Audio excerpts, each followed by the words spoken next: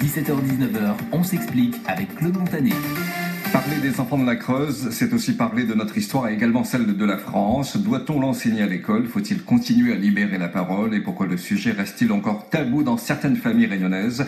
Aujourd'hui, les enfants de la Creuse cherchent encore des réponses à leurs questions. Continuons le débat ce soir sur la première, après celui de ce matin qui fut riche en témoignages, dont un qui nous a particulièrement touchés.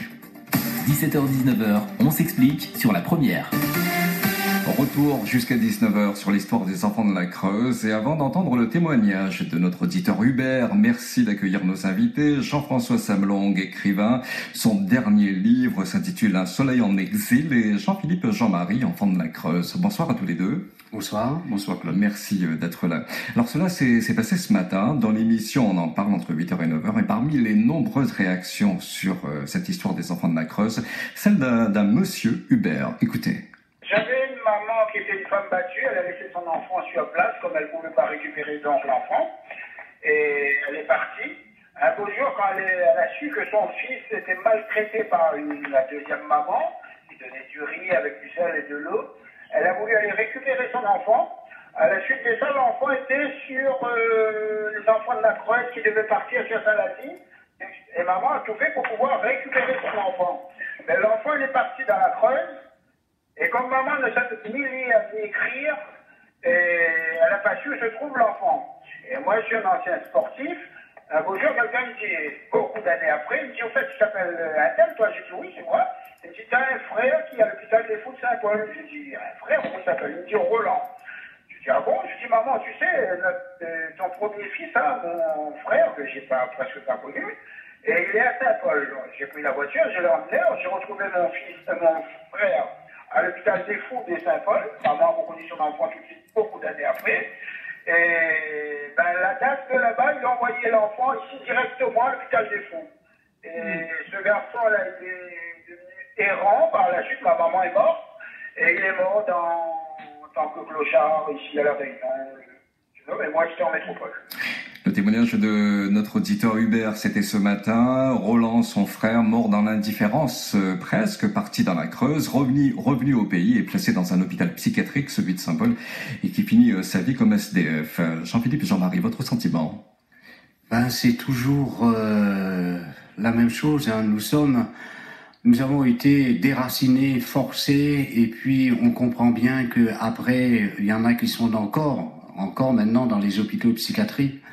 Et ça, c'est infernal quand on arrive ici à La Réunion, alors qu'on a laissé la place à d'autres dans le jardin d'Éden, comme je dis toujours, et que qu'on arrive ici, on n'a pas la place qui nous est due en quelque part. Votre place, hein? Oui, c'est notre place, hein, qui nous est due, hein, parce que je trouve qu'on a la priorité là-dessus.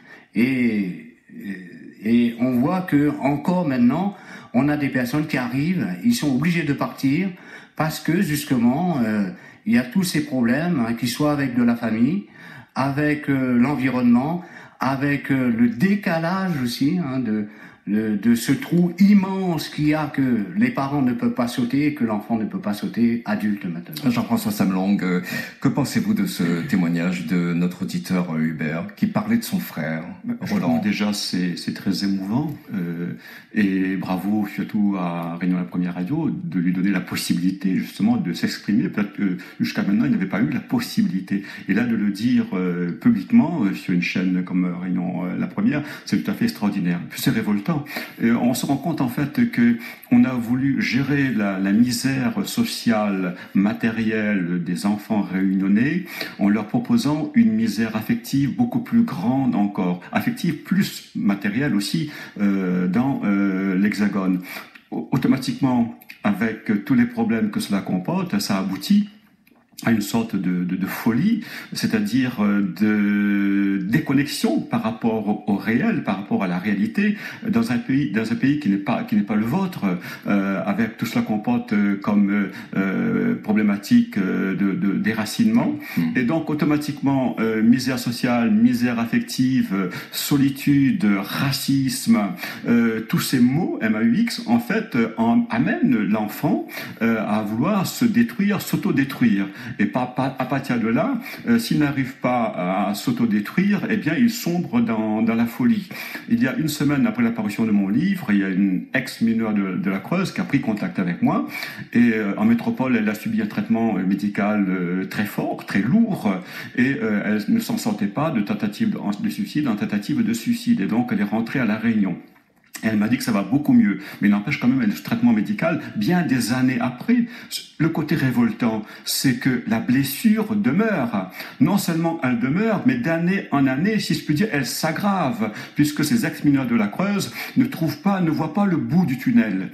Et là, je rejoins Jean-Philippe, il a dit une chose très importante tout à l'heure. La priorité aujourd'hui, ce sont les ex-mineurs de la Creuse. Et on fait tout le contraire, justement. Alors qu'il faut aller vers eux, leur donner la parole, les écouter, mettre en place des études, des cellules d'écoute psychologique pour qu'ils puissent libérer cette parole. Tu en as parlé tout à l'heure, effectivement, il faut continuer à leur permettre de libérer cette parole. Il n'y a que comme ça qu'ils pourront s'en sortir, c'est-à-dire guérir du passé et peut-être pouvoir construire l'avenir. Le sujet est tabou, Jean-François Samlong, dans certaines familles réunionnaises, non? Parce qu'il y a une part de culpabilité, peut-être. Il y a la honte. La honte, il y a la honte d'avoir laissé son enfant partir, ses enfants partir. Effectivement, je pense que certains parents ont cru véritablement aux promesses qui leur étaient faites par les hommes politiques, c'est-à-dire que les enfants vont partir, ici c'est la misère, là-bas ils auront un emploi, instituteur, professeur, avocat, médecin. Ça a été vraiment un mensonge horrifiant. Je ne sais pas comment on a pu faire une chose pareille. Bon, qu'importe. Aujourd'hui, les familles ressentent quand même encore une honte.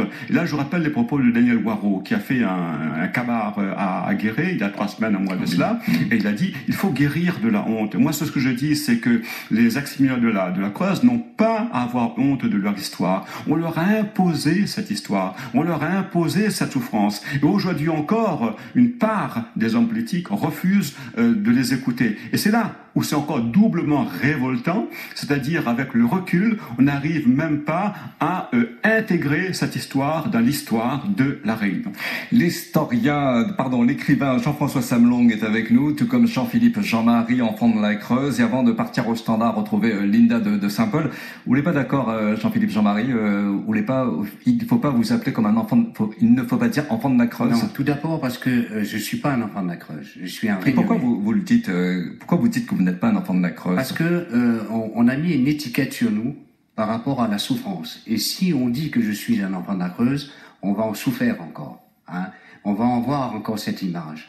Donc moi j'ai dit, en plus de ça, l'histoire, j'étais acteur de cette histoire et mes camarades. Mais ça concerne toute la Réunion entière. C'est l'histoire de la Réunion. C'est l'histoire du grand-père, du grand-mère, qui aussi ont souffert aussi de cette histoire. Ce qu'il faut penser, c'est la famille ici qui est restée. Et ça, je trouve que la majorité des Réunionnais sont concernés par cette histoire. C'est pour ça que moi je dis, je ne suis pas un enfant de la Creuse, je suis un Réunionnais. Linda de Saint-Paul est en direct sur la première. Bonsoir Linda. Oui, bonsoir. Merci d'être avec nous, Linda. Jean-François Samlong, écrivain, et Jean-Philippe Jean-Marie, qui était aussi dans le département qui était dans la Creuse lorsque ça s'est passé dans les années de 63 à 1982. On vous écoute. Moi, je voulais dire que depuis ce matin, j'entends cette histoire et j'en suis remercie parce que je me dis que ces personnes-là, elles ne sont pas encore reconnues finalement. En tant que victime de ce déracinement. Et moi, je me dis que pourquoi on ne les reconnaîtrait pas au même titre qu'on reconnaîtrait un handicapé ou des enfants pupilles de la nation. Pourquoi eux, on ne leur verserait pas une indemnisation à vie pour se reconstruire? Parce que j'entendais parler ce matin de personnes qui ont été déracinées, qui sont sans repère, qui sont désœuvrés, qui sont mal dans leur peau. Pourquoi à eux, on leur donnerait pas un statut de victime et qu'on les indemniserait pas, quoi? Alors, en parlant des pupilles, parce que c'était des pupilles de l'État, on les appelait comme ça, et après on les a appelés les enfants de la Creuse. Jean-Philippe Jean-Marie, pour répondre à Linda de Saint-Paul. Moi, je dirais une chose. Nous, on a été des pupilles, c'est-à-dire nous appartenons à l'État. L'État a tout fait pour que justement nous soyons des pupilles, alors qu'on avait papa, maman, mère, père, tante, sœur. Tous les enfants de la Creuse avaient, tous ceux qui sont partis avaient des parents. Oui, avaient des parents. Donc c'était une volonté vraiment de moi je dis toujours, on a servi de potentiel, de géniteur potentiel pour les endroits désertiques métropoles. Hein. On a repeupler certains les départements de métropole. 83 départements ruraux métropoles. Alors qu'ici, on aurait pu faire autre chose avec nous. Hein. Moi, je dis, il y a des personnes à qui on a volé sa vie, on a volé ses QI, parce que ces personnes auraient pu devenir des personnes beaucoup plus intelligentes et beaucoup apporter ici à La Réunion. Et ça, c'est scandaleux. Hein. Et quand on demande encore maintenant de nous aider, eh ben non, on fait la sourde oreille. Hein, l'État ne veut pas. Quand on parle d'une rémunération de ce que cette dame a dit, quand on sait qu'on a travaillé gratuitement dans ces fermes et que les points de retraite nous ont pas été versés et qu'on demande à l'État de justement rattraper ces points de retraite et qu'ils nous disent peut-être, toujours du peut-être avec eux. Jamais de l'action. Il y a eu des avancées, Jean-Philippe Chamary, avec la résolution qui a été votée à l'Assemblée nationale en 2014. Je suis très heureux que ce soit beaucoup de choses à faire. Une Réunionnaise qui a porté cette affaire, c'est-à-dire qui a été à l'Assemblée nationale et puis qui nous a aidés dans ce sens. C'est une bonne chose. Nous remercions Erika Barège pour ça. Mais c'est pas suffisant parce qu'un papier qui a été voté, il a fallu que nous on aille à l'Assemblée. J'ai dit, si jamais on fait pas quelque chose, j'avais dit à Erika, une fois que je l'ai rencontrée, que j'irai faire la grève de la faim devant l'Assemblée nationale. Elle a dit, j'irai avec toi. Donc, il faut absolument, moi je dis une chose, hein, un proverbe réunionnais, les enfants pleurent pas, n'a pas tété. Et nous, on a assez de pleurer. Hein, parce que, on est en train de pleurer pour juste minimum de ce qu'on a eu. Un billet d'avion avec la continuité territoriale, j'ai dit à la ministre de l'Outre-mer, ce bon de continuité territoriale n'appartient pas à l'État. Ils auraient dû nous financer entièrement ce billet d'avion. Et le billet d'avion n'est pas financé entièrement. Moi, j'attends une chose, hein, c'est que le président de la République, quand il va venir, j'espère bien que je vais avoir une audience avec lui parce que je l'ai demandé. Eh ben, qu'il nous reçoit à l'Élysée au national, c'est-à-dire international, qui reconnaît ce problème des enfants de la Creuse contre crime contre les Réunionnais.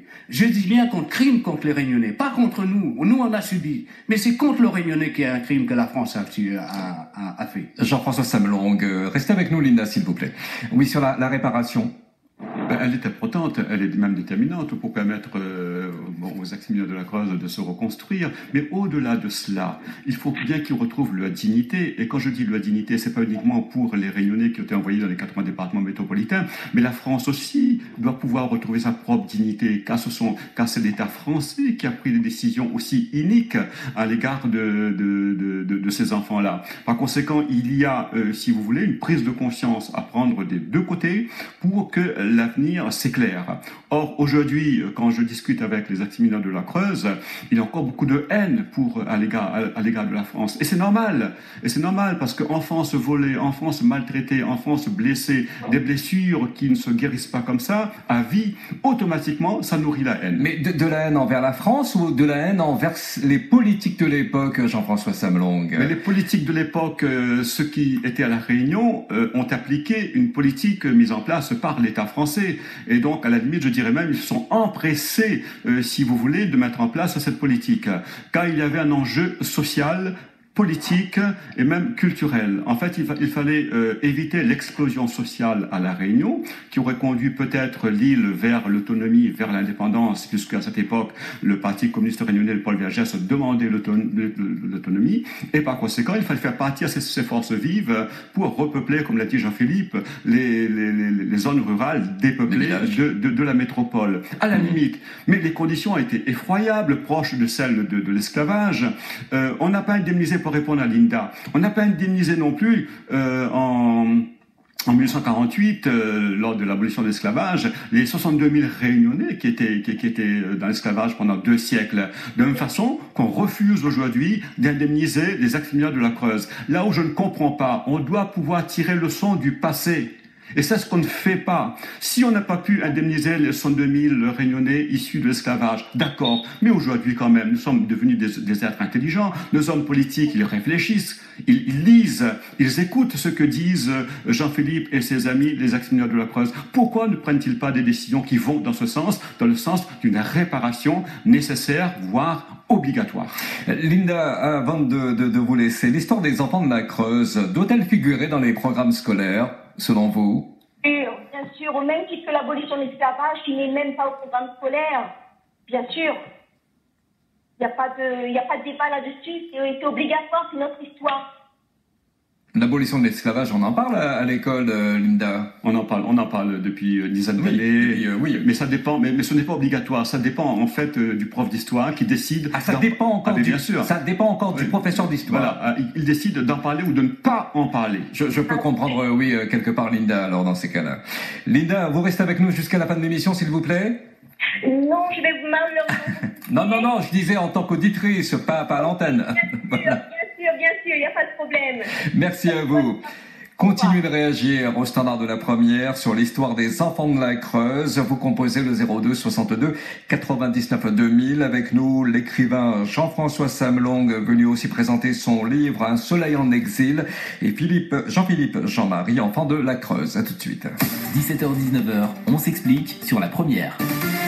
Jean-François Samlong, cet ouvrage, Un soleil en exil, revient sur cette histoire, une fiction, mais sur un fait d'actualité, sur cette page noire de l'histoire de notre île.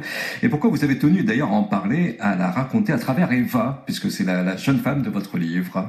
Et justement, on en parlait à l'époque, à l'instant, et Linda en a fait allusion, donc la période esclavagiste. Eva, c'était la femme d'Anchin, donc l'esclave marron, en fuite dans le siècle de Salazie. D'ailleurs, il y a un python qui porte son nom, le python d'Anchin. Et donc, j'ai voulu faire une sorte d'affiliation, de prolongement entre l'esclavagisme et l'exil forcé, la déportation des enfants réunionnais dans la Creuse, pour montrer en fait qu'il existe une sorte de fatalité qui pèse sur la destinée de cette île et des Réunionnais. En fait, il n'y a pas de fatalité. Il y a des hommes politiques qui, au début du siècle, au début du peuplement de l'île, et des hommes politiques qui, vers les années 60-70, n'ont pas su prendre les bonnes décisions pour la population réunionnaise et surtout pour les plus démunis. Et donc, je cite dans mon roman une phrase de Primo Levi qui dit « Il sera donné à ceux qui possèdent et il sera pris à ceux qui n'ont rien ». Et c'est exactement ce qui s'est passé. On a pris aux familles les plus pauvres leurs enfants pour repeupler donc les régions défavorisées de la métropole. Et donc c'est ça qui est en fait le plus révoltant encore aujourd'hui, c'est de dire plutôt que d'apporter une aide aux plus pauvres, en fait, on a pris ce que les familles avaient de plus beau, en fait, les enfants, l'enfance, la jeunesse, l'avenir, et on a coupé radicalement ces enfants de la famille. C'était une volonté politique, puisque à l'époque, les psychologues disaient que pour que le transfert des enfants réunionnais vers la métropole, la déportation réussisse, il faut que les liens soient coupés radicalement. Aujourd'hui, heureusement, on est revenu sur cette théorie fumeuse. Et effectivement, on dit que pour l'enfant puisse grandir, il faut qu'il sauvegarde tous les liens avec sa famille. Et quels que soient les membres de la famille, Jean-Philippe l'a dit, que ce soit un oncle, une tante, une sœur, un frère, une mère, un père, ça n'a pas d'importance. Mais ce lien familial, il est important pour que l'enfant puisse grandir et devenir un citoyen du monde. En fait, on a privé de ces enfants de la possibilité d'être un homme, d'être une femme responsable dans une société française raciste, il faut bien le dire. Avant d'accueillir Lucas dans quelques secondes pour faire un point sur les commentaires laissés sur le réseau social, parce que ça réagit beaucoup, mais aussi sur notre standard, et je demande à Guy et Roger de patienter. Selon vous, Jean-Philippe, Jean-Marie, il faut continuer à en parler, il faut raconter cette histoire à travers des livres, comme le fait Jean-François Samlong, voir encore des documentaires, des films, des séries à la télé. ne pas, voilà, il faut continuer le combat, selon vous. Moi, je suis content. Ou alors, on en parle un peu trop. Non, parce qu'il n'y en a pas assez. Et j'estime qu'il n'y a pas assez d'auteurs réunionnais qui écrivent là-dessus. Et on a de la chance. Et je suis très content que Jean-François... C'est une revanche, parce que Jean-François a une écriture, comme je lui ai dit, de Molière. Et comme c'est écrit dans un langage de Molière, c'est une revanche qu'on prend, nous, à travers la France, par rapport à un problème réunionnais, qui était fort et tout, et qu'il a pu mettre ça en évidence en écriture, que tout le monde puisse comprendre. Et surtout, de l'autre côté, comprennent. Ça, c'est très, très important. Et puis, il y a une chose aussi, c'est-à-dire les jeunes de 12, 14, 16 ans, un peu plus même, puisque j'ai fait avec Philippe Bessières, notre historien, une intervention au port, qu'on a eu 100% de réussite avec l'intervention qu'on a fait. Aujourd'hui, j'étais au collège de Sainte-Rose. Il y avait 42 marmailles. Eh ben, ils étaient tous pendant 3 heures là scotchés de ce que je leur ai raconté. Mais sur cette histoire-là. Sur cette histoire. Ouais. Et de ce qu'ils pensaient. Et que je leur disais aussi, ne pensez pas aussi que ce soit uniquement nous qui sommes déracinés. Vous aussi, vous êtes déracinés dans votre famille. Vous aussi, vous êtes par rapport au quartier et tout ça. À travers de ce que moi je vous raconte, il faut que vous trouviez votre place pour grandir. Vous écoutez La Première, il est 17h30. 17h-19h, on s'explique avec Claude Montané. C'est une page noire de l'histoire de notre île et de la France aussi. Combien sont-ils encore à chercher des réponses à leurs questions? L'histoire des enfants de la Creuse doit-elle figurer dans les programmes scolaires? On s'explique sur La Première. 17h-19h, on s'explique sur La Première. Lucas, avec des commentaires laissés sur le réseau social Facebook. Oui, donc doit-on enseigner l'histoire des enfants de la Creuse à l'école? Pour Simon, bien sûr que oui, car même certains Réunionnais ne connaissent pas qui est Edmond Albius, par exemple. Pour Nicaise, oui, il faut en parler. Oui, il faut parler de cette déportation d'enfants pour que cela ne se reproduise plus. Il faut l'intégrer dans l'histoire de la Réunion qui a besoin d'être mise en avant. Par exemple, on le fait bien pour le 20 décembre, pour la commémoration du site du Lazaret, qui sont évoqués chaque année, et pourquoi pas justement l'histoire des enfants de la Creuse. Si on met cette histoire dans les tiroirs, c'est comme si on fermait les yeux sur ce qui s'est passé. Oui, Jean-François Samelong, c'est surtout ça, c'est parler de l'histoire de la Réunion. C'est pour ça que beaucoup de Réunionnais, de jeunes Réunionnais ne connaissent pas l'histoire d'Edmond Albius, et ensuite aussi parler des enfants de la Creuse, mais parler de l'histoire de la Réunion. Oui, moi j'aime les programmes scolaires. J'aime beaucoup écouter Jean-Philippe dans son discours. Il dit bien cela. Ce n'est pas uniquement leur histoire, c'est l'histoire des Réunionnais, l'histoire de la Réunion. Et donc automatiquement, pour une histoire aussi terrible que celle-là, comme vient de le dire notre collègue, pour que ça ne se reproduise pas, il faut en parler. Mais aussi, c'est une question, je reviens sur la question de la dignité retrouvée. C'est nécessaire. La nécessité de la réconciliation aussi avec son histoire. Il est vrai que depuis une vingtaine d'années, on n'est pas venu à se réconcilier avec l'histoire de l'esclavage, l'histoire du marronnage. Les Réunionnais sont très fiers de dire que des esclaves marrons sont partis dans les cirques et ont préféré la liberté plutôt que les chaînes. Et aujourd'hui, les ex-militaires de la Creuse préfèrent la liberté de la parole, certainement, plutôt que le silence, plutôt que la solitude, plutôt que de le repli sur soi, d'où la nécessité effectivement d'enseigner cette histoire dans les écoles, collèges et lycées, comme on devrait enseigner de façon régulière l'histoire de l'esclavage à la Réunion. Il était question quand même d'une souffrance de milliers et de milliers de gens. Je ne comprends pas pourquoi on mépriserait cette souffrance-là en Pour disant... vous, c'est du mépris. Hein. Ah ben bien sûr, absolument. À partir du moment où, comme il l'a dit, on tend à fermer les yeux sur ce qui s'est passé, ça ne peut être que du déni, que du mépris. Bon, il faut sortir de cela et partir vers les ex-militaires de la Creuse et trouver un chemin de la réconciliation. Nous écoutons les auditeurs sur La Première, sur l'histoire des enfants de la Creuse. Guy de la Possession. Bonsoir Guy. Oui, bonsoir. Oui, et bonsoir aux... Jean-François Samelong et Jean-Philippe Jean-Marie vous écoutent. Et bonsoir aux invités, aux auditeurs de la Première. Oui, c'est bien sûr qu'il faut que cette histoire terrible apparaisse dans les manuels de l'histoire de la Réunion. On parle bien de l'esclavage, et pour cette période sombre de l'histoire de la Réunion, bien sûr qu'il faut que les gens, les générations le sachent. Moi, je vous ai écouté ce matin et j'étais franchement très retourné par l'histoire, le témoignage de ce frère qui, depuis 40 ans, n'a pas de nouvelles de ces deux sœurs qui ont été expatriées dans la Creuse là-bas. Mais c'est terrible. Non, oui, c'est ça, c'est Joe qui habite dans l'Ouest et qui avait appelé ce matin parce que il a deux sœurs qui sont parties dans la Creuse et ça fait des années, ça fait 40 ans, vous le dites, Guy, oui. Plus de nouvelles, ouais, aucune nouvelle. Qu'est-ce qu'elles sont devenues? Est-ce qu'elles sont toujours en vie déjà? Là, il ne sait pas. Et ça, c'est une souffrance terrible. Et je crois même qu'il disait que la maman est toujours là. Et la maman est toujours là. Voilà. Et oui. Et ouais. J'ai eu beaucoup de peine pour ce garçon parce que on sentait bien la souffrance dans son témoignage. Mais comment on peut vivre avec ça sur le... C'est ça, Guy, hein. C'est une souffrance à la fois pour ce monsieur, mais aussi pour sa maman. C'est un cri. C'est un poids. C'est un poids qu'il porte et pour lequel il a besoin d'être traité. Il a besoin des associations. Il a besoin de cette dame qui représentait, je ne sais pas quel service elle entreprend pour aider ces personnes à c'était celle qui était avec nous, c'est Valérie Andanson, qui est la chargée de communication de la Fédération des enfants déracinés. Ouais.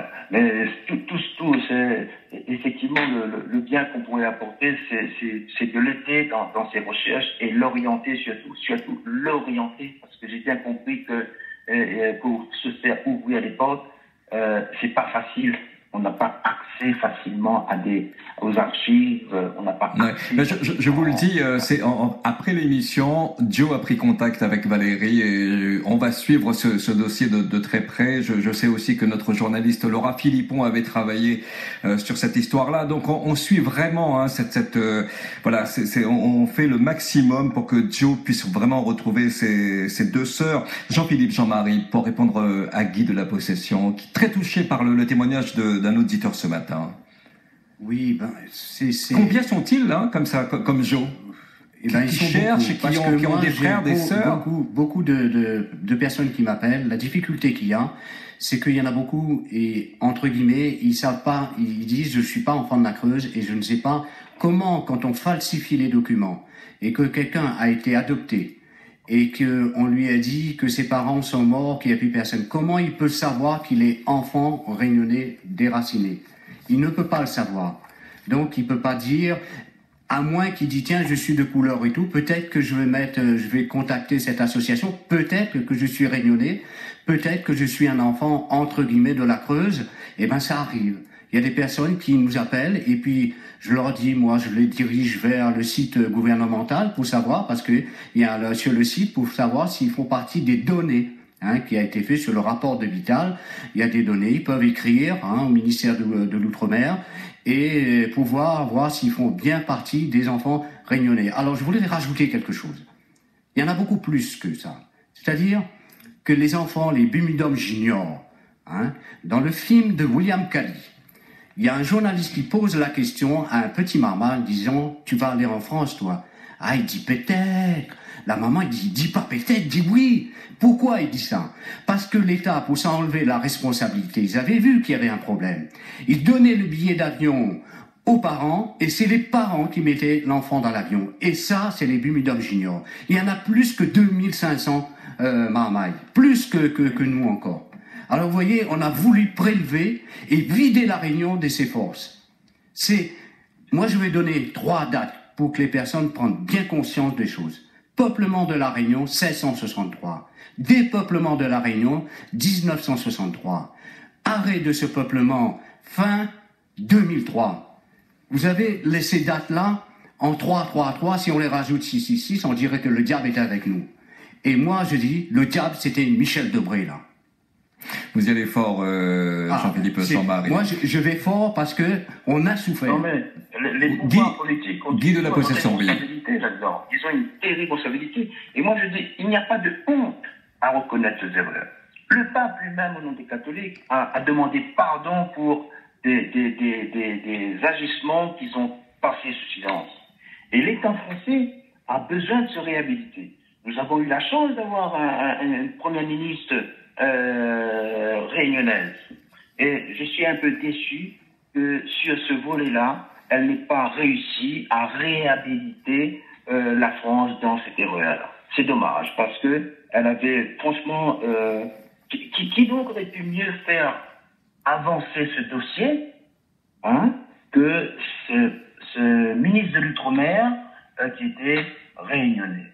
Bah, elle a, oui, si, parce qu'il y a eu la résolution, puisqu'elle avait poussé, elle a poussé ce dossier des enfants de la Creuse. On est en train de débattre ce soir. Elle a fait des choses. Mais quand on regarde le résultat, ce soir, on est dans la même situation qu'il y a 10 ans, c'est-à-dire 20 ans, au tout début du combat de ces... Ça fait une vingtaine d'années vraiment que des initiatives sont prises. C'est ça que je regarde, moi. C'est ça que je constate. Elle a peut-être fait des choses, mais le pouvoir et le pouvoir qu'elle détenait, elle ne l'a pas fait. Guy de la Possession, merci beaucoup. Il y a énormément de réactions. On va écouter les auditeurs. Roger qui est avec nous au téléphone. Bonsoir Roger. Bonjour M. Montané, bonsoir. Et bonsoir les... Jean-François Samlong et Jean-Philippe Jean-Marie. Je dis mieux M. Jean-François Samlong continue là, par le silo. Mais M. Montané, vous n'avez pas dans une question. Et voit que l'histoire est répète. Vous voulez encore dans cette laboratoire d'essai. Mais seulement la façon de faire et la façon, le sens évolue, la façon... Et comment les enfants, ils quittent la Réunion, ils s'en vont sur une autre forme. Et que dire comme ça. Alors, si on créole, il y a un autre créole à l'école. C'est pas une affaire. Mais trop étonnant que Mme Laspouti, eh bien, écoute à ça fait que 10 ans, ils essayent d'enseigner ça. Certains professeurs d'histoire, ils essayent de mettre ça au programme. Et il m'aperçoit que nous apprenons ce programme-là à l'école sur l'histoire de tout ce que nous est dedans, parce qu'il n'a pas encore une fois, il faut pas nous raconter, parce que déjà, où essayer de mettre la langue créole à l'école, il est interdit. Pourquoi il est interdit?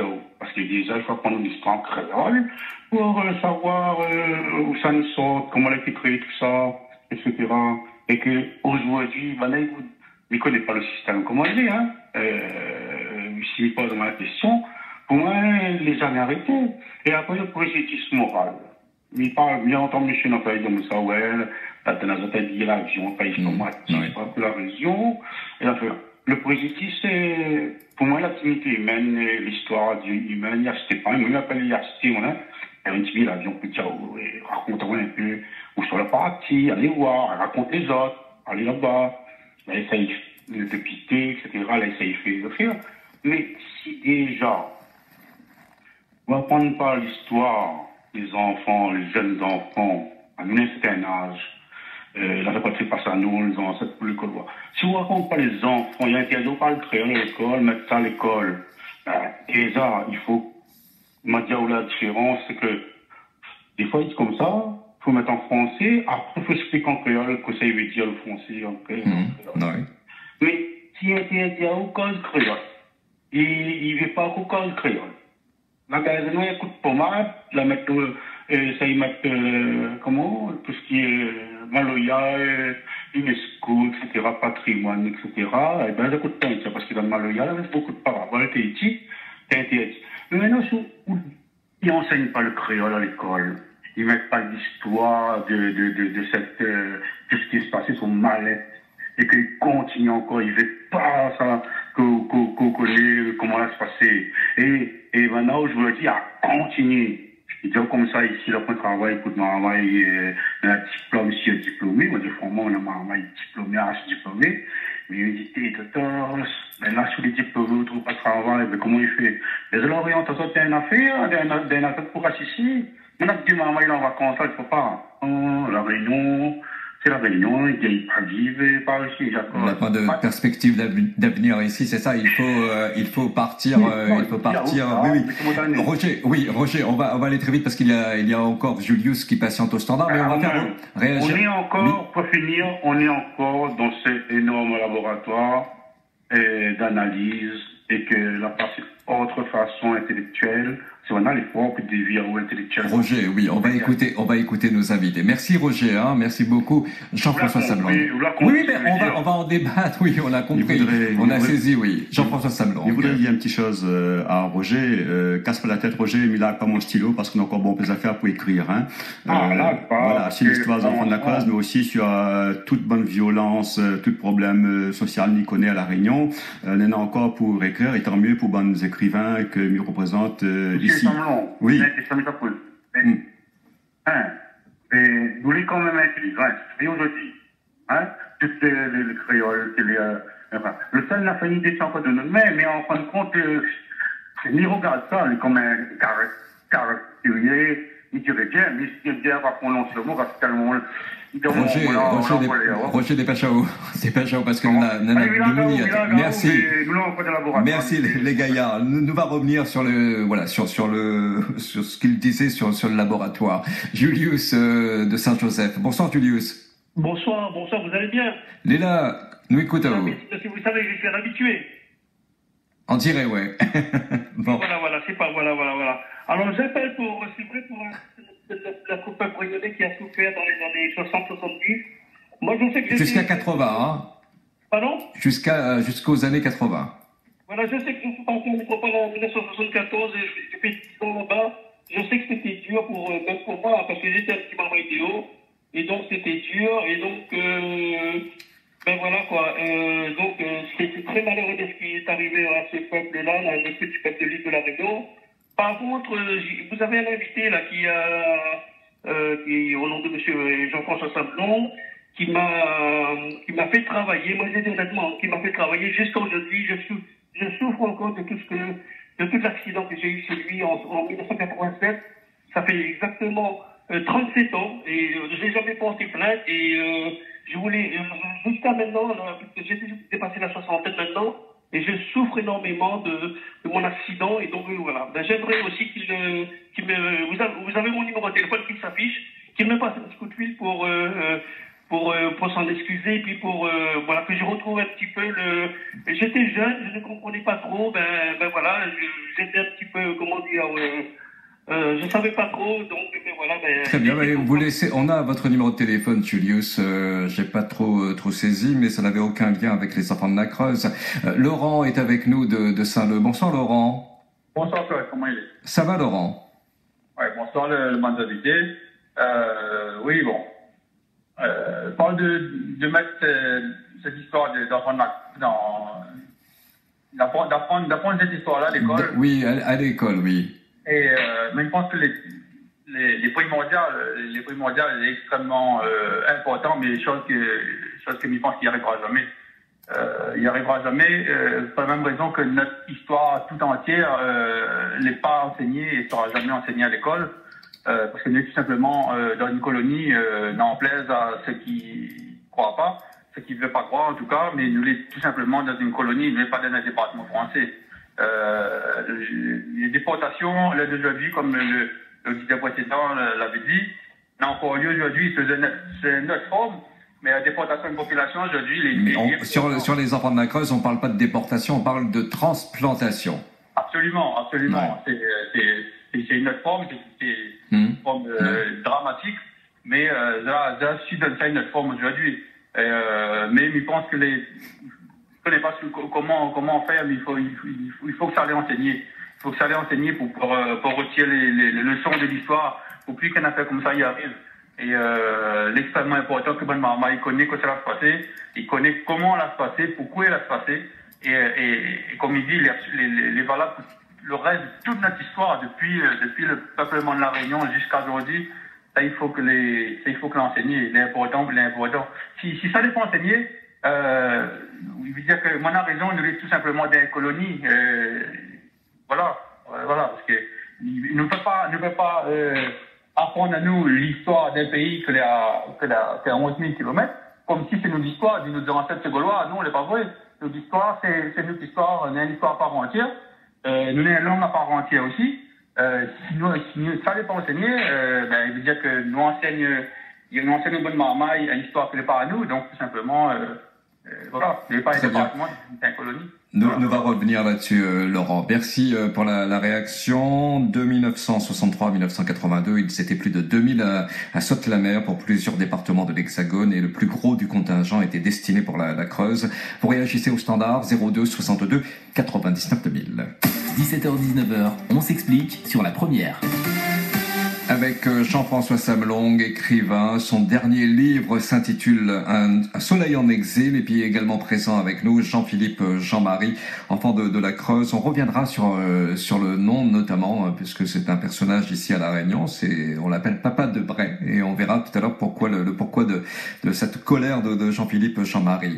Un coup d'œil sur les réactions laissées sur le réseau social Facebook avec Lucas, et ça continue de réagir. Effectivement, Claude Christian réagit de cette manière-là, lui, notre sujet de ce soir. Oui, il faut enseigner l'histoire des enfants de la Creuse à l'école, mais on pourrait aussi parler de ceux qui ont un métier, qui ont fondé une famille, qui sont heureux de vivre dans l'Hexagone. Il en connaît certains qui ont donc une très belle situation, mais bon, cela aussi n'empêchant pas donc qu'il y ait eu ce dérapage, mais il faut aussi faire la part des choses. Certains ont quand même réussi du côté de la métropole. Sacha lui dit que oui, il faut enseigner l'histoire des enfants de la Creuse, mais il faut aussi plus largement y faire figurer l'histoire de la Réunion. Merci Lucas, j'en parlais ce matin avec Valérie Andanson, la chargée de communication de la Fédération des enfants déracinés, Jean-Philippe Jean-Marie, mais il y a des enfants qui sont partis et qui ont eu une très belle vie par la suite. Mais cela, on n'en parle pas. La très belle vie, c'est quoi la très belle vie? C'est avoir des parents qui ont les moyens, avoir une éducation qui est à l'extrême. Comme j'avais un camarade qui était revenu, puis dit, moi, j'étais adopté par une famille de médecins, et puis j'avais à mon chevet tout ce qui est les bouquins de Molière et tout, le reste et tout. Donc mais il est revenu pour retrouver son identité. Il y a quelque chose quand même qui manque tout le temps, c'est l'identité de la personne, ses origines, hein. C'est d'aller chercher à qui il ressemble et comment étaient ses parents, comment était peut-être sa sœur qu'il n'a jamais vue. C'est vrai qu'il y en a beaucoup qui ont réussi, mais ils n'ont pas réussi grâce à l'État, ils ont réussi par leur force de caractère et parce que ils avaient cette force du Réunionnais. Moi, je dis toujours aux jeunes Réunionnais, vous avez tout un potentiel à l'intérieur de vous. Caf malba, caf chinois, caf arabe, malgache, tous les mélanges qu'on a, mozambicains et tout. Allez rechercher tout ça là-dedans et vous verrez que vous vous en sortirez. Et ces personnes ont su aller chercher ça. Vous en parlez dans le livre, Jean-François Samlong, la date 1962, crise politique grave, pour que la Réunion n'abandonne pas la départementalisation au profit de l'autonomie prônée par les communistes. Les hommes politiques de droite sont disposés à faire appel à une personnalité politique de premier plan, ancien bras droit du général de Gaulle, Michel Debré. C'est un homme politique. Papa Debré. Papa Debré pour les Réunionnais de l'époque. Quand j'étais jeune, effectivement, c'est ce qu'on disait autour de moi, parce qu'en fait, Michel Debré a voulu faire du bien à la population réunionnaise et en même temps grandir l'image de la France dans l'océan Indien, parce qu'il y a aussi une dimension politique. Envoyer les enfants dans la Creuse, c'était une bonne volonté selon vous? C'est ce qu'il a dit. Il voulait faire le bien des enfants les plus pauvres. Bon, jusque-là, moi, je le suis.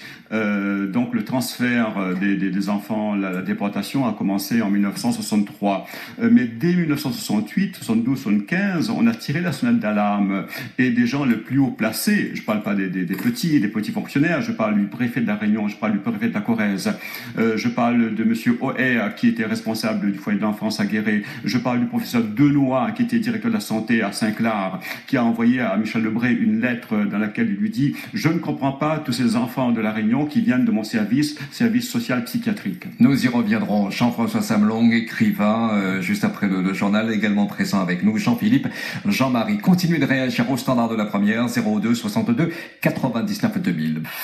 17h-19h, on s'explique avec Claude Montané. De 1963 à 1982, ils étaient plus de 2000 à Sotte-la-Mer pour plusieurs départements de l'Hexagone et le plus gros du contingent était destiné pour la Creuse. Pour réagir dans l'émission, il suffit de composer le 02 62 99 2000. 17h-19h, on s'explique sur la première. Et on s'explique avec Jean-Philippe Jean-Marie, enfant exilé, déraciné. C'est bien cela, Jean-Philippe Jean-Marie. Hein. Et puis Jean-François Samlong qui a sorti ce livre, Un soleil en exil. Avant d'avoir Marie Vonne de la Plaine des Palmistes au téléphone, Jean-François Samlong, on parlait avant le journal de 18h de Michel Debré. Oui, tout à fait considéré par nombre de Réunionnais à l'époque des années 60-70 comme un papa. Bon, il a fait des choses intéressantes pour... Parce qu'on lui doit beaucoup. On lui doit beaucoup sur le plan social, par exemple. Hein, il faut le reconnaître. Mais on lui doit aussi l'ordonnance Debré de 1960 qui a permis l'exil d'hommes politiques et des fonctionnaires en métropole. Et puis, c'est vrai que Michel Debré a été député de La Réunion en 1963 et il semblerait que l'idée du transfert des enfants réunionnais vers la métropole date de 1962.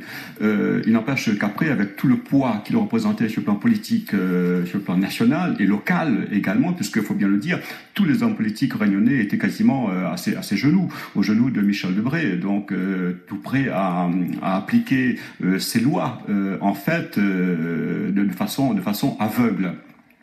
Mais on doit aussi à Michel Debré l'assimilation culturelle qui nous a éloignés de notre propre culture, notre propre histoire, notre propre identité. Jean-Philippe a fait allusion tout à l'heure. On ne peut pas se construire si on n'a pas une identité qui nous est propre.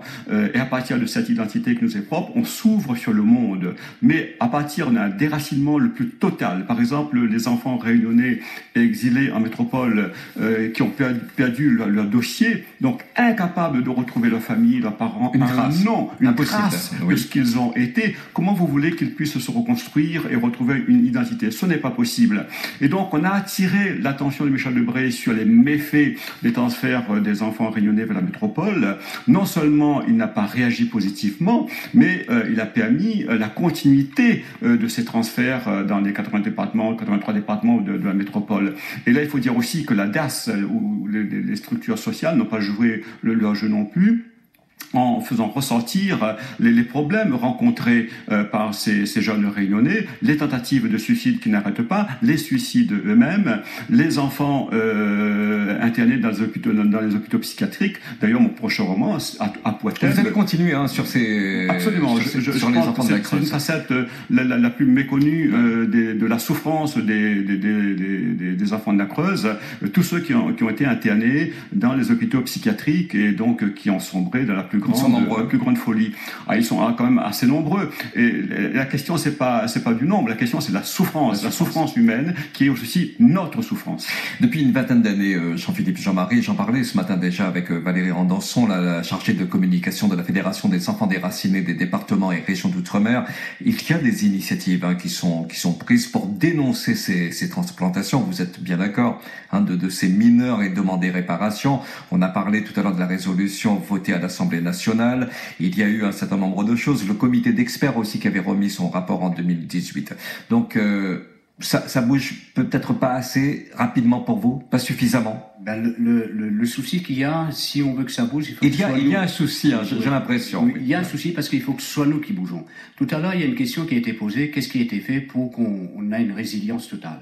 Rien n'est fait, puisque c'est moi.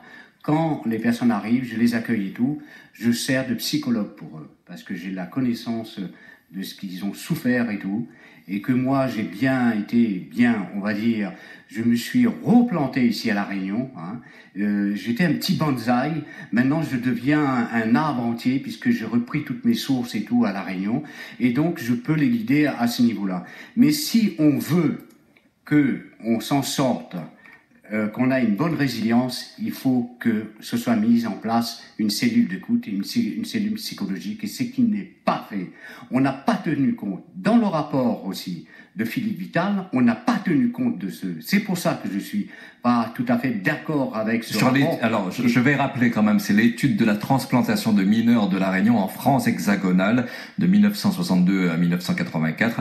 Philippe Vital, sociologue, donc, qui a collaboré, travaillé sur ce rapport avec Wilfried Bertil, Prosper Rêve et Gilles Gauvin. Voilà. Et donc, c'est de l'histoire, de quantifier les archives et tout par rapport aux ex-mineurs qui sont partis. Hein.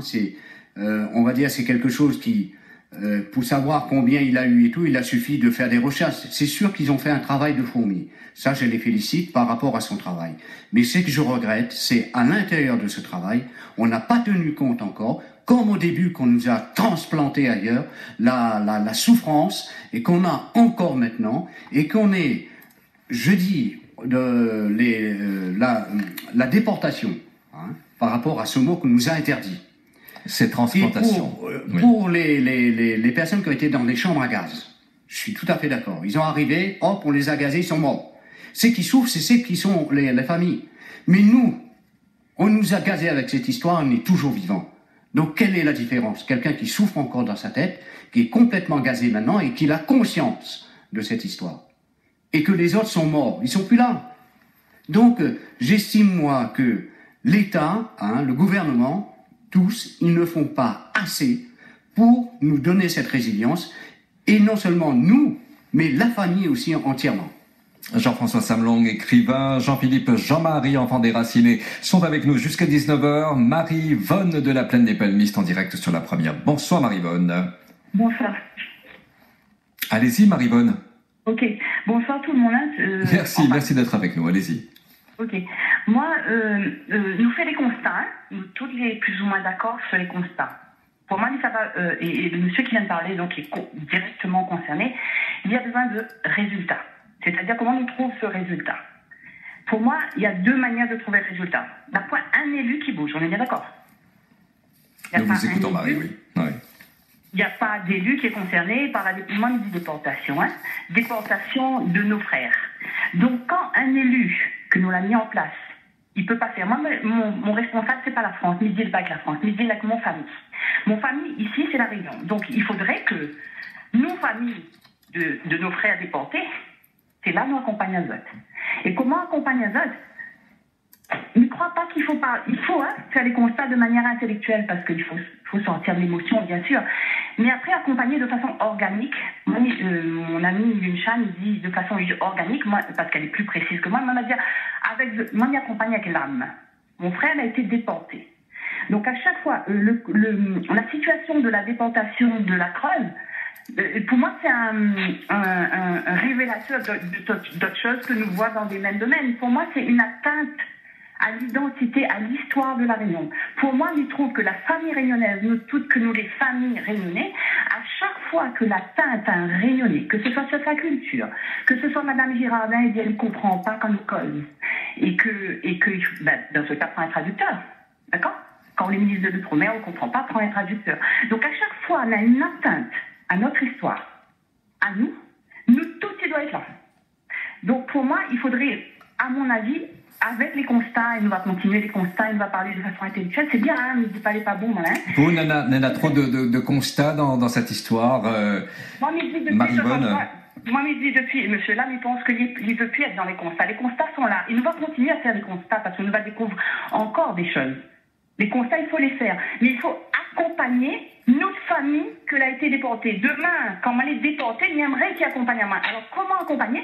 C'est de faire de cette affaire qui est individuelle, qui encore, il reste sous forme de groupuscule, il reste encore individuel, en faire une affaire collective. Et c'est ce que tu fais quand ça va causer des marmailles.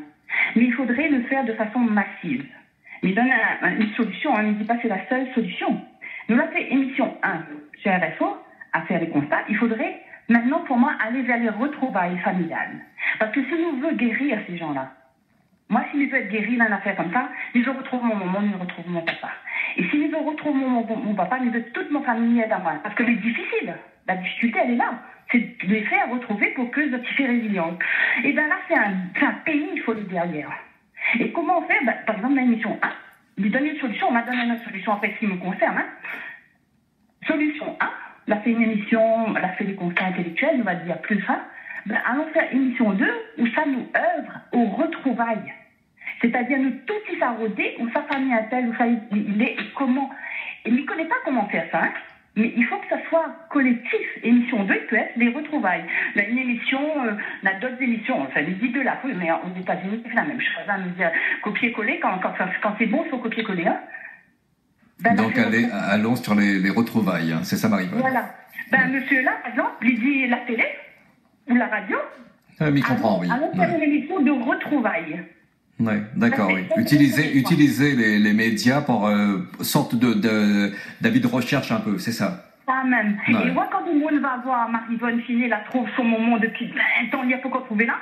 Là, ça va devenir une affaire. Ou quand on a vu Kunta Kinte, nous, toute la Kunta Kinte, qu'elle coupe son pied, et que le gars, il continue à dire non, il n'y a pas Toby, il n'y a pas Kunta Kinte. On parle de ça à tous les réunionnais Kunta Kinte, il fait un espèce de frisson. Et pour moi, la Creuse, c'est vraiment un déclencheur de quelque chose. Et on va dire, monsieur là, est-ce que la même ne connaît pas le nom, monsieur hein? Jean-Philippe Jean-Marie. Jean-Philippe Jean-Marie la trouve, au moment où la trouve son papa. Et nous, voit ça là, là, les plus intellectuels, les organiques, notre cœur, notre corps, comme dans le Yaïkol. Et là, nous, avons une force en face de nos élus, que c'est pas rien, et qu'il fait beau, ma vote pour. Même si c'est pas votre tour, ma vote pour, il faut travailler. Marie-Vonne, oui. Marie-Vonne, on va écouter. Oui, on va écouter mais très vite, Marie-Vonne, très vite. Donc, oui, très vite. Dans s'il vous plaît, oui. Pas pour invectiver quelqu'un ou critiquer quelqu'un, mais quand on fait pas le travail là, quelqu'un d'autre il fait pour. S'il a eu l'ordonnance de la Creuse, on appelle ça, comme il a eu l'ordonnance de Brune, l'ordonnance de la Creuse. S'il y a eu oui, malheureusement. Alors, on va juste la rappeler, Lucas, parce que sinon on va croire qu'on a censuré Marie-Vonne. Éric de Saint-Leu. Bonsoir, Éric. Bonsoir à tous sur le plateau. Alors, c'est très bien de raconter notre histoire. On a besoin de le savoir parce que nos jeunes ne connaissent pas vraiment l'histoire de la Réunion. Et je remercie ces gens sur le plateau, tout l'effort qu'ils font pour que notre histoire soit mise en valeur. Et si vous voulez, à la même période que la Creuse, il y a des enfants du Bumidum. Moi, je suis un enfant du Bumidum. Et j'ai vu la souffrance de mes parents, leur dépression, celle de mes oncles aussi, qui ont été un peu déportés comme les enfants de la Creuse, mais pas aussi violemment, mais qui étaient délaissés aussi à Paris, ou dans les grandes villes comme Lyon et Marseille.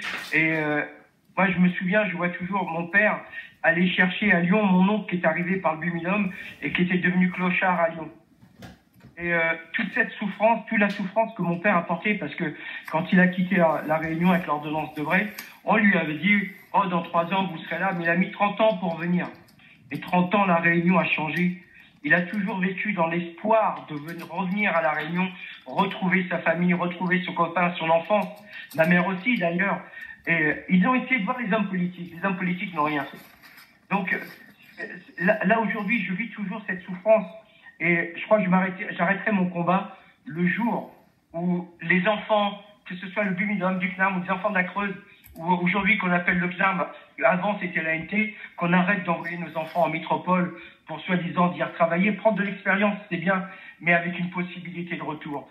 J'ai eu de la chance, moi, de pouvoir retourner parce que j'ai un travail, je suis travailleur indépendant, et de pouvoir me battre pour mon île, et je me battrai toujours pour mon île, parce que je voudrais que mes enfants vivent dans un paradis, parce que notre Réunion, c'est un petit paradis, comme chantait Olé Jokari, et je vois ça.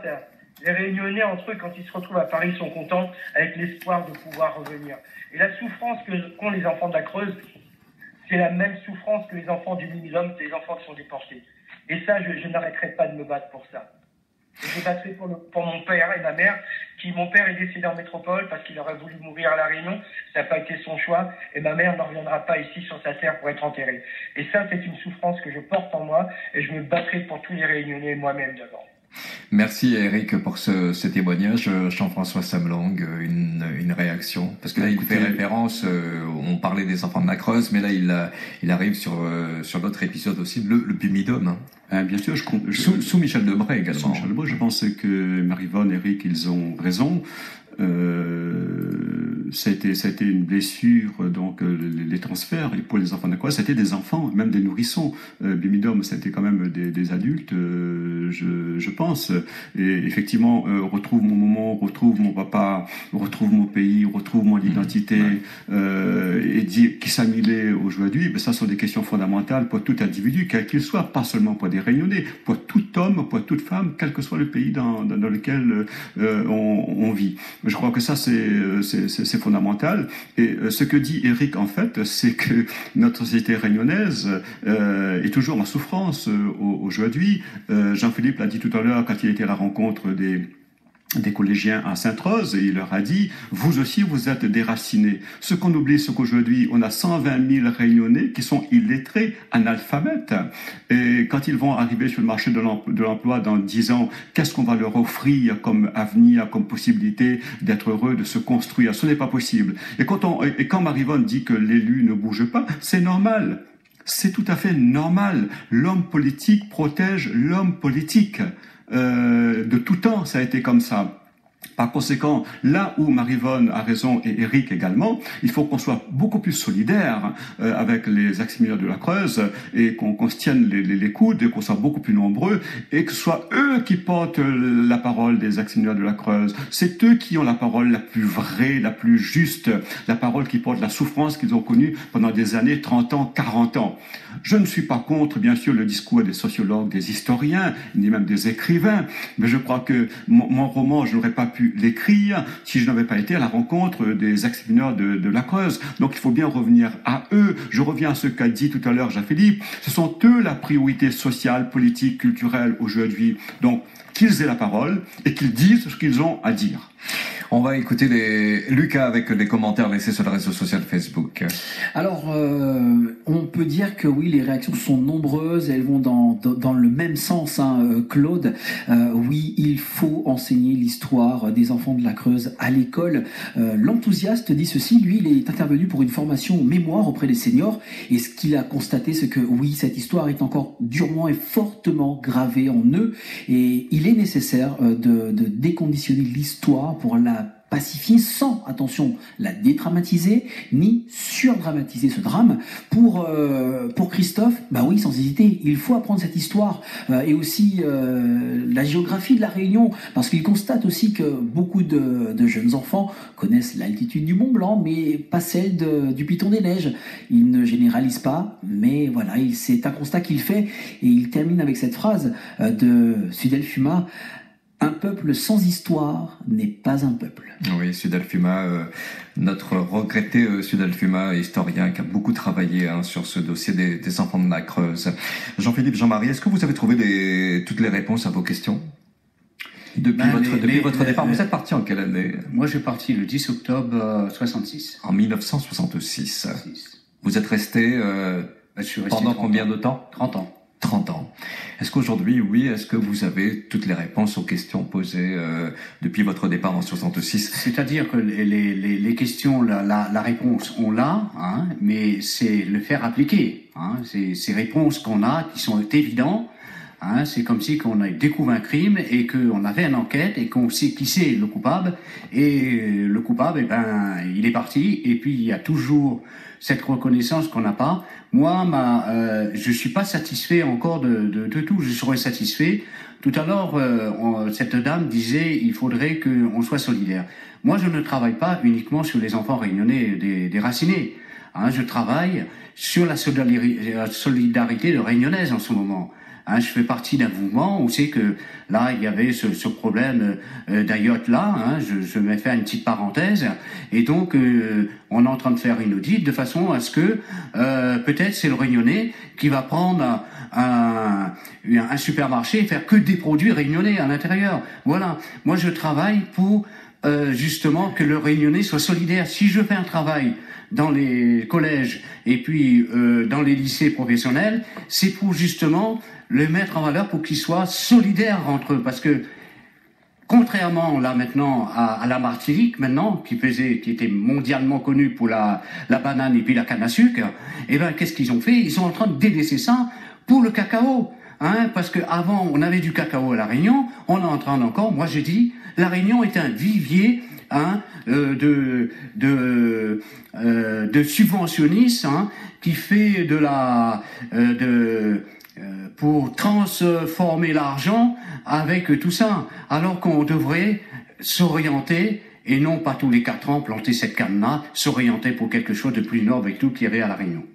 Oui, Jean-François Samelang. Oui, moi je pense que... Très en colère, Jean-Philippe. Voilà, une colère légitime que je partage, hein, par rapport à ce qui se passe ou par rapport à ce qui ne se passe pas, surtout par rapport aux ex-mineurs de la Creuse. Je pense que Jean-Philippe ne peut pas être satisfait de ce qui se passe, ni l'ensemble des ex-mineurs de la Creuse, tout simplement parce que le traumatisme affectif est encore lourd aujourd'hui, le deuil n'est pas fait, la réconciliation n'est pas faite, la reconnaissance ne vient pas non plus de l'État français. Donc je reviens sur la résolution présentée par Erika Barège à l'Assemblée nationale en 2014. C'était un premier pas, puisque l'Assemblée nationale a reconnu la reconnaissance morale de l'État français dans le transfert des ex-mineurs de la Creuse en métropole. Aujourd'hui, ce qu'il faut demander, et là j'écoute ce que dit Jean-Philippe, c'est bien, et ce que disent les auditeurs également, donc l'enseignement de l'histoire des enfants de la Creuse dans nos écoles, collèges et lycées, c'est possible. Jean-Philippe, ce qu'il faut faire, c'est un groupe, là encore un groupe solidaire, réfléchir sur cette question d'un ouvrage pédagogique, avec un choix de texte, avec des fiches pédagogiques à mettre en place. Nous l'avons fait, moi je l'ai fait avec mon inspectrice à l'époque, puisque j'étais professeur de français. Et en 4 ans, on a fait 2 ouvrages pédagogiques. Donc c'est possible en 1 an de le faire. Et là, il faut interpeller le rectorat. Que fait le rectorat? Que fait notre recteur qui est réunionnais? Et donc, il doit être sensible à la question, à l'histoire des enfants de la Creuse. Je pense que là, il faut aller de l'avant. Tout le monde doit s'approprier. Je pense, c'est Jean-Philippe l'a dit, il faut que ce soit nous qui bougeons. Nous bougeons vraiment de façon solidaire, main dans la main, mais avec des projets. Parce qu'en face, ils vont vous dire, oui, mais qu'est-ce que vous avez à nous proposer?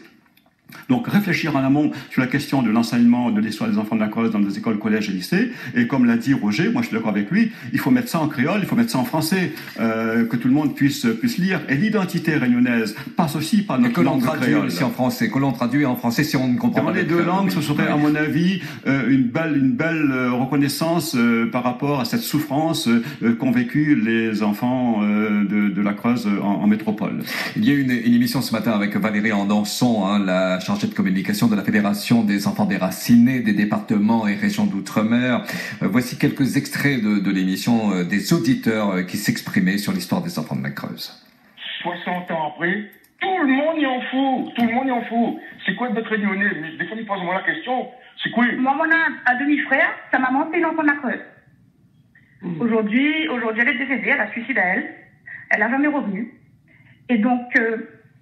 il trouve que c'est quelque chose que la traumatise, l'histoire réunionnaise, selon moi. Hein. Parce qu'aujourd'hui, c'est la faute de qui si ces enfants-là n'ont pas parti? Parce que moi, il y en a la famille aussi à parti, moi. Nous aurions pu être aussi dans le compris, non, parce que c'est ma génération. Non, aucun élu n'a bougé pour les enfants de la Creuse. Aucun ou a vu un monté sur le plateau. L'histoire des installés, moi, elle est choquée de voir que nous avons une avenue Michel Debré. Quand nous connaît que, quoi il a fait, quoi. Peut-être il a fait des choses que les biens ne connaissent pas. Mais avec la complicité de tous les élus de la Réunion, hein, le préfet, tout le monde ensemble, hein, et c'est comme ça, hein, la DAS, toute, c'est l'hypocrisie totale, hein, mais vraiment totale. Et c'est pour ça, moi, ça y émeut à moi un petit peu, et comme il entend ça. Moi, je n'est pas en colère, hein, mais on a beaucoup d'émotions, et il arrive, bon, bref, quoi, hein. 17h-19h, on s'explique sur la première. Jean-Philippe, Jean-Marie, Jean-François Samelang, je vous écoute suite à ces commentaires laissés ce matin dans l'émission avec Valérie Andanson entre 8h et 9h. De la colère, on en veut aux politiques aussi, hein, donc où sont-ils? Et puis ça fait 60 ans que ça dure. C'est-à-dire qu'il a fallu qu'on fasse forcing et tout, c'est nous qui ont fait le nécessaire de façon que, bon, déjà qu'une politicienne a pris en compte cette histoire parce qu'elle est concernée aussi, elle est sensible, c'est une femme. Donc, il y a des politiques qui ont été dans ces rouages-là. À écouter les auditeurs, nos politiques devraient en fait s'approprier cette histoire. Un politicien, quel que ce soit son parti, quand le plus haut a décidé quelque chose, il dit c'est lui et point à la ligne, c'est fini. On ne va pas à l'encontre de... Oui. Et je reviens sur Debré, papa Debré. Moi je dis, quand on arrive à La Réunion, ça a été décidé bien avant par le général de Gaulle. On l'a imposé ici à La Réunion. Et quand on arrive dans La Réunion, c'est tout est fait et a mis en place. La Réunion est pauvre. La Réunion est pauvre. Très pauvre. Il n'y a rien du tout. Ouais. Un enfant de 5 ans aurait pu réussir, un Réunionnais aurait pu réussir à faire les choses. Parce que ce que je voudrais bien, moi, c'est qu'ils reconnaissent au moins, ils ont fait une faute. Hein? La faute reconnue est tout à fait pardonnée. Je l'ai pardonné, moi. Mais les autres n'ont pas pardonné encore. J'ai mes camarades qui n'ont pas pardonné. Je suis en colère. Pourquoi? À cause justement de cette faute. Hein? Et puis, peu importe qu'il y avait des problèmes dans les familles réunionnaises, si papa, maman buvaient ou des choses comme ça. Le crime qui a été commis, c'est le prélèvement pour repeupler des endroits, surtout des enfants. Surtout des enfants. Ce monsieur qui disait les Birmingham Juniors tout à l'heure, je suis tout à fait d'accord avec lui. Les Birmingham Juniors sont pareils que les enfants de la Creuse, entre guillemets. Ils ont souffert pareil. Des familles entières sont parties avec des enfants. Et des familles entières sont endormies sous les ponts. Donc c'est quelque chose qu'il faudrait qu'ils prennent en compte de tout ça. Et s'ils veulent avoir une résilience là-dessus, eh ben, le président de la République, quel que ce soit, j'ai écrit à Chirac, j'ai écrit timidement M. Hollande, il était trop timide peut-être. M. Macron peut-être, vu son envergure, peut-être qu'il va aller un peu plus, parce que quand je l'ai interpellé, moi, au début, au Stade de l'Est, je pensais qu'il allait être au milieu de la balance, là.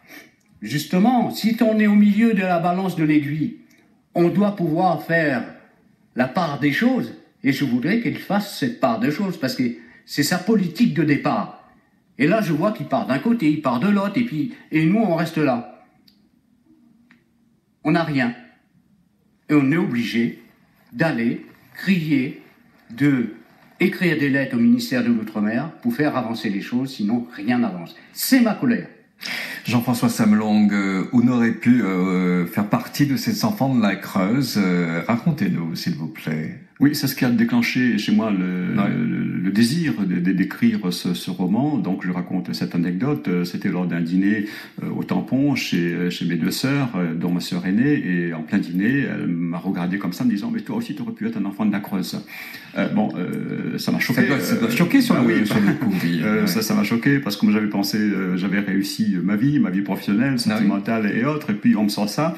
Et effectivement, en remontant dans le passé, elle avait raison, ma sœur aînée, de me dire ça, parce que je n'ai pas grandi avec mes parents, mais avec mes grands-parents, à la campagne, dans les Hauts-de-Sainte-Marie. Et là, effectivement, à l'époque, dans les années 60-70, le bois de Marmaille était fait un peu ce que tu veux, hein, les champs de canne, la rivière, la forêt, cascade, bord à la mer. Donc, on passait nos journées là-bas. Et il suffisait que la voiture, l'autoroute dépasse, et puis voilà, on nous prend et on va avec nous, on nous met dans un centre, et puis c'est fini, quoi, via la métropole.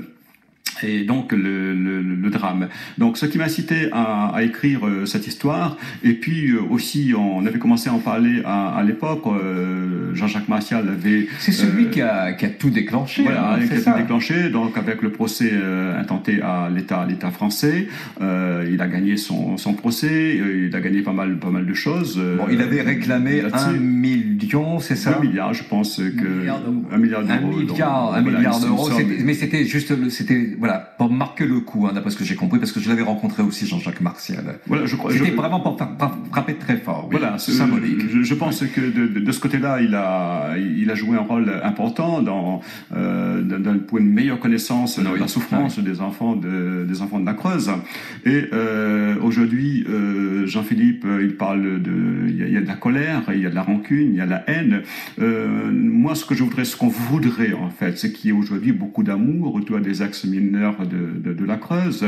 C'est-à-dire, l'amour, ça veut dire quoi? La compassion, c'est la compréhension et le désir d'aller vers eux, de les comprendre et d'apporter des solutions aux problèmes, pas forcément matériels, mais surtout aux problèmes affectifs qu'ils rencontrent. rencontre aujourd'hui, leur permettre de se dire, de se raconter, de prendre la parole, une des possibilités qui va le permettre d'aller vers la résilience, comme disait Jean-Philippe tout à l'heure. Il n'y a pas d'autre solution que de passer par aucune autre que de passer par la parole, de l'expression de soi, de dire sa souffrance telle qu'elle a été. Moi-même, en 2014, j'ai eu le besoin pour écrire ce roman d'aller dans la Creuse, où j'ai passé une semaine. Et la Creuse, à l'époque, les historiens, les géographes la comparent à la diagonale du vide.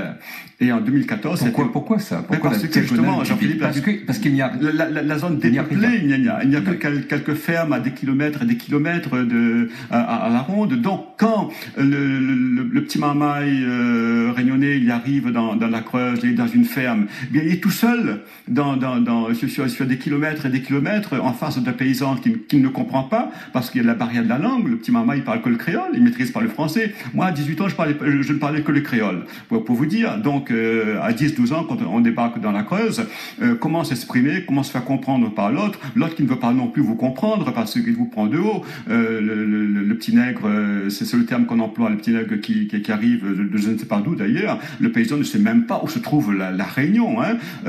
Donc c'est une méconnaissance totale de notre pays et surtout, j'allais dire, un mépris pour l'humain. Moi, on m'a raconté les petits enfants qui vont réparer le toit de la maison en hiver, très peu vêtus, ou alors ceux qui dorment de la grange et non pas de la maison avec le paysan. Bon, bref, il y a eu tous les abus inimaginables par rapport à ces enfants-là. Et là, je rejoins Jean-Philippe, effectivement, les responsables de la DAS, les psychologues n'ont pas joué leur rôle. Ou alors ils ont fait monter des informations par rapport au cadre administratif et ça a été mis sous le boisseau, personne n'en a voulu parler. Donc je reviens sur le professeur Denoy, dans sa lettre, il a écrit le mot déportation, la lettre adressée à Michel Debré. Et Michel Debré l'a obligé à retirer ce mot de déportation.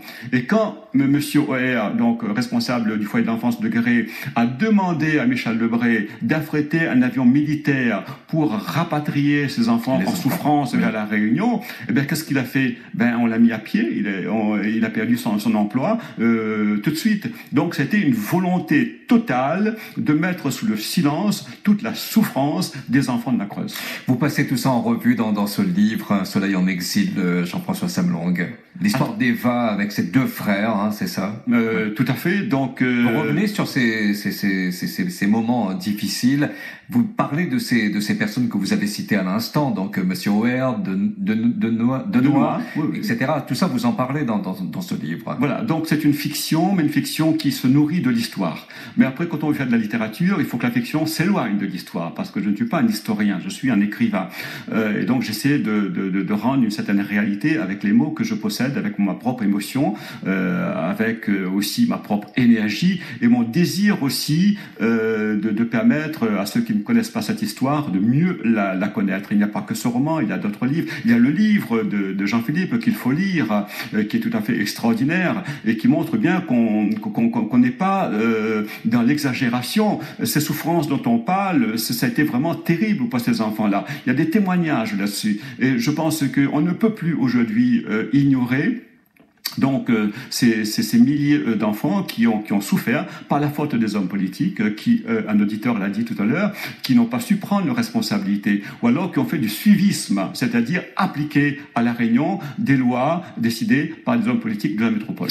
Alors, un des auditeurs disait aussi, Jean-François Samlong et Jean-Philippe Jean-Marie, ça fait 60 ans que tout le monde s'en fout. Est-ce que vous avez vraiment cette impression? Non. 60 ans que ça dure, 60 ans qu'on en parle, mais tout le monde s'en fout. Non, pas du tout. Pas du tout. Non, mais non, je sais bien, Jean-Philippe Jean-Marie. Jean-Philippe, rapidement, je dis deux mots. Non, je pense pas. Non, depuis une vingtaine d'années, quand même, on a pris conscience de cette souffrance. Le problème, puis je donne la parole à Jean-Philippe, le problème, c'est qu'on mène une action, comme l'action menée par Eka Barredge, et puis on n'est plus de la continuité. On est de la discontinuité. C'est-à-dire, il n'y a pas un suivi pour dire, mais après, qu'est-ce qu'on va faire? Une fois que l'Assemblée nationale a reconnu la responsabilité morale de l'État l'État français. Ça a été une chose, un grand pas. Mais après, qu'est-ce qu'on fait par rapport à cette décision qui a été prise par l'Assemblée nationale? Rien. Qu'est-ce qui a été fait? Les décisions prises après le rapport Vital qui a été remis à la ministre des Outre-mer. Qu'est-ce qui a été fait? Voilà la question. À chaque fois que les ex-mineurs de la Creuse font un pas en avant, on les ramène 3 pas en arrière. On ne peut pas aller vers la résilience, vers la réconciliation de cette façon-là. Et là, je comprends cet homme qui dit que tout le monde s'en fout. On a l'impression que tout le monde s'en fout parce qu'on est de la discontinuité historique et des actions. Jean-Philippe Jean-Marie, oui. Oui, moi, avec le petit chapeau que j'ai sur la tête, il y a beaucoup de Réunionnais, je les remercie d'ailleurs, qui viennent me voir et me disent « Alors, votre affaire, ça avance ?» Je dis « Non. » Ça bouge, ça avance. C'est votre affaire. Moi, j'étais acteur, mais c'est d'abord la vôtre. Et j'ai beaucoup de Réunionnais qui sont conscients de ça. Ils disent « Nous sommes derrière vous. » Nous sommes derrière vous. Et c'est vrai qu'il est très difficile de réunir toutes les Réunionnais pour pouvoir avancer dans quelque chose, mais le Réunionnais ne s'en fout pas de son histoire. Il faut lui donner le moyen de le savoir, cette histoire. Et si on lui donne pas ce moyen-là, il ne peut pas se l'approprier. Parce que il y a l'offre et la demande. Si on lui donne, il le prend. Et il va comprendre, il va en savoir un peu plus. Et ça le concerne d'autant plus qu'il va s'investir dedans. Parce que ça concerne la Réunion. Parce que ça concerne la Réunion, ça concerne lui. Il fait partie de cette grande famille qui est nous, les Réunionnais, nous dit bien nous, les Réunionnais, qui est tout cet ensemble-là, et il en a conscience. Il aime son île et il aime les gens qui sont à l'intérieur. Mais il faut lui donner les moyens de pouvoir aller plus loin dans ce sens-là. Nous allons revenir dans quelques secondes avec les derniers messages laissés sur le réseau social Facebook avec Lucas.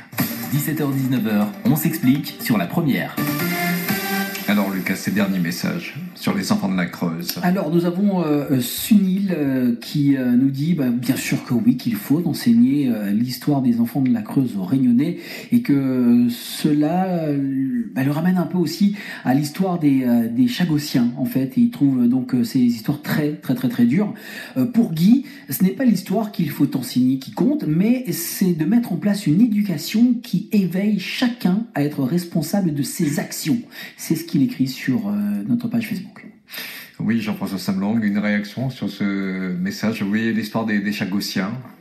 Oui, l'histoire serait pas ça lui rappelle un peu. Ouais. Absolument. Au 19e siècle, on a connu le même transfert d'enfants, des petits enfants anglais dans les colonies anglaises. Donc ça s'est répété. Après la Seconde Guerre mondiale, il y a eu plus de 130 000 enfants qui ont été transplantés dans les anciennes colonies. Donc ça existait. On a bafoué en fait la loi sur les droits des enfants. Et moi, ce qui me scandalise d'autant plus, c'est que la Cour européenne des droits de l'homme a dit que le transfert des enfants réunionnais de la Creuse s'est fait au respect des lois en vigueur. Alors pourquoi c'est scandaleux? Parce que l'esclavage aussi s'est fait en respect des lois en vigueur. On a eu le code noir qui dit que tel propriétaire, vous avez le droit de dire ça, votre esclave ne vaut pas plus qu'un meuble, qu'un bœuf, et donc les propriétaires, les gros blancs, ils ont appliqué la loi.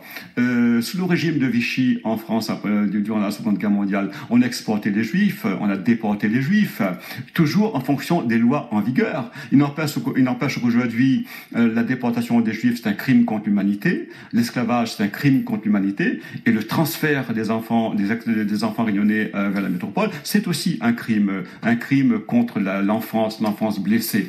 Dans chaque famille, quelle qu'elle soit, Claude, ici ou ailleurs, pour une famille, pour des parents, l'enfance, c'est une promesse de bonheur. En fait, la sorte la mère pour une promesse de malheur, pour la souffrance. Et c'est là où c'est le drame, la tragédie que les hommes politiques n'ont pas voulu voir, n'ont pas pu voir, et aujourd'hui encore, ils ne veulent pas voir ce drame-là. Et c'est d'autant plus révoltant. Sortir de l'île, c'est un enrichissement. Oui, Jean-Philippe Jean-Marie, ça c'était un peu la politique de l'époque dans les années 60 sous Michel Debré. Oui, on nous promet. Pour s'enrichir, il faut sauter la mer. Moi, on est revenu voir ma mère en disant votre fils va être aviateur, qui va être professeur, qui va être et quelle mère, quel parent qui va pas mettre le doigt sur la feuille pour que son enfant soit meilleur. Et donc, quand elle voit qui est marqué 6 journées en métropole, elle dit, c'est quoi ça, madame? Il dit, 6 journées, ça veut dire quoi? Il va revenir? Oui, tous les ans, il va revenir. Ouais, c'était le mensonge, oui, effectivement. Oui, voilà, un grand mensonge. Et puis la Cour européenne, hein, qui a été... que c'est un juge espagnol qui a jugé ça. Pourquoi? Parce que l'Espagne, eh ben, eux aussi, hein, ils ont fait beaucoup de choses. Nous avons été un bouc émissaire et on a servi de jurisprudence pour toute l'Europe entière. Parce que toute l'Europe entière, dans les années 60, a été concernée par ces problèmes de transfert, de vol d'enfants pour les faire adopter ailleurs. L'Espagne est concernée. Par rapport à 20 000 esclaves qui a fait cette grande croix en Espagne et tout, eh ben, eux aussi sont concernés là-dedans. La Suisse est concernée. Parce que la Suisse, pourquoi? Parce qu'il y avait des enfants, des familles qui étaient modestes. Hein. Ils voulaient pas les montrer parce que la Suisse, c'est les banques et tout. Donc on les a parqués ailleurs. Il y a beaucoup comme ça dans l'Europe. Jean-Philippe, Jean-Marie, enfant déraciné, merci beaucoup d'avoir été avec nous. Jean-François Samlong, merci également. Ce livre, Un soleil en exil, vous pouvez l'avoir dans toutes les librairies et vous serez ce vendredi 20 septembre à la médiathèque François Mitterrand à Saint-Denis. Jean-François Samlong. À partir de 18h pour un débat en présence d'Éric Abarèche. Donc on va l'interpeller sur cette résolution qu'elle a présentée à l'Assemblée nationale et surtout qu'est-ce que ça a donné par la suite. Encore une fois, la question du suivi d'une action. Il y aura aussi une lecture de texte de la part du comédien Sergio Grondin et encore une fois, bon là j'aurai le plaisir encore une fois de donner la parole à Jean-Philippe et à d'autres ex-mineurs de la Creuse qui pourraient venir donc ce vendredi à 18h à la médiathèque François Mitterrand pour témoigner de leur histoire douloureuse. On aura l'occasion d'en refaire d'autres, hein, des émissions sur les enfants de la Creuse. Merci beaucoup d'avoir été avec nous sur la première. Merci Claude.